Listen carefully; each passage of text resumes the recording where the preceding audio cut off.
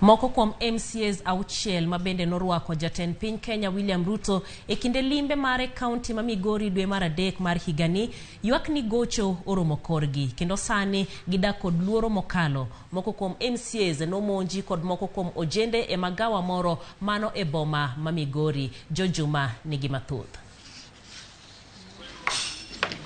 E kinde mar higni 10 mokalo, od boma ma Migori humbe ne odhi malach nikech koko ma kinde ka kinde ka opogore kod dhao mane wuok e kind MCAs. Bende kweth mag ojende ne omonjo od boma ma Migori kendo ne oketho chenro mag od burani. Koko mane onenore e od burani ne ipar ne dhi rumo tok yiero mar higa mar 2022. Kata kamano podi ka penjo maduong' en ang'o makelo koko ma kinde ka kinde. Oyiero ni mondo watim oversight. Oversight simply means the ing'iyo the processes mowinjo bende luwo kichik ka be luwogi. Two, ing'iyo ka bende pesa mar jopiny otiyo mang'o maber. So I try to think that this governor does not want MCAs mar carrying out their mandate of oversight effectively. Koro nikech gin jok mong'iyo gi dhao ka gigore kendgi ma en tim marach kabisa. To moro gi ahinya ka giluongo nying governor kata giluongo nying executive nikech ok ginyal yie ni gin ema gitimo kethono.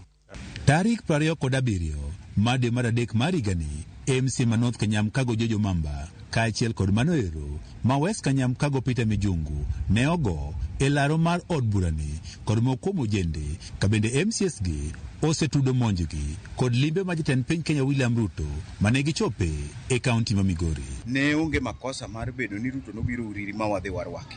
Wanyalo pogore neno kata e siasa, but ok wanyal approach siasa wagi pogruok wa e yor lwenyo. Omiyo ka gin gi dwaro moro ire kata dwaro moro kauda kata yiero president, gidhi gimanya gin thuolo. Assembly is a protected area. To kakoro goons nyalo biro ma attack ng'at within the pledge, you can never say that you are safe in that assembly. Tok limbe ma Jatend piny Kenya William Ruto, MCAs auchiel mane ochope limbe mare ma oting'o limo bonyo mar North Kadem, Jojo Mamba mar North Kanyamkago, Unisodi mar Central Kanyamkago, Collins Osewe, Peter Mijungu mar West Kanyamkago kaachiel kod Norman Ogola mar East Kanyamkago ne ogol e moko committees e od burani. Member mar County Assembly mora ma Migori County ka ma ok winj policies mag ODM igolo e committee mane gima ne ODM owacho. Tiende ni obedo whipped. Tarik 19 mar dweni, MC ma West Kanyamkago Peter Mijungu kod nyawadgi ma North Kademo limo bonyo ne ondiko dhogi ka obila ka giwacho ni ne omonjgi kod kweth mag ojende e magawa moro e chuny boma ma Migori ka moriko ne gibudhe kod moko kuom jowetegi.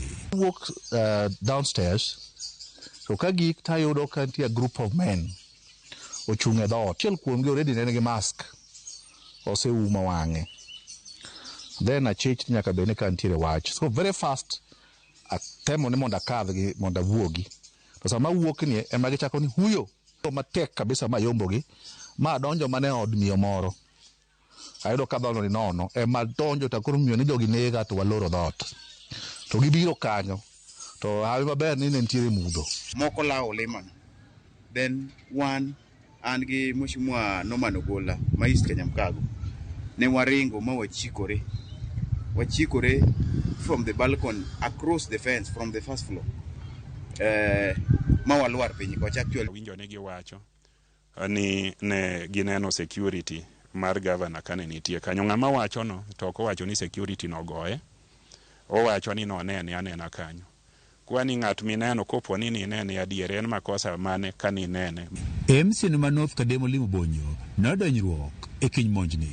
Koro that process na dhi ne mondo akaw gacha to gichako lawa to moro no ochikona. So sama ochikona no karingo no to aringo ka I lost the balance ka tadhi agoyo go kane piny. Ata bed ni giseyo governor ma Migori chilo yako kuom midhiero magi kalie oshilo to koramo donge tudruok moramora. Jojuma, Ramogi TV, Migori. Erokamano ahinya Jojuma kuom lipot no. Wadok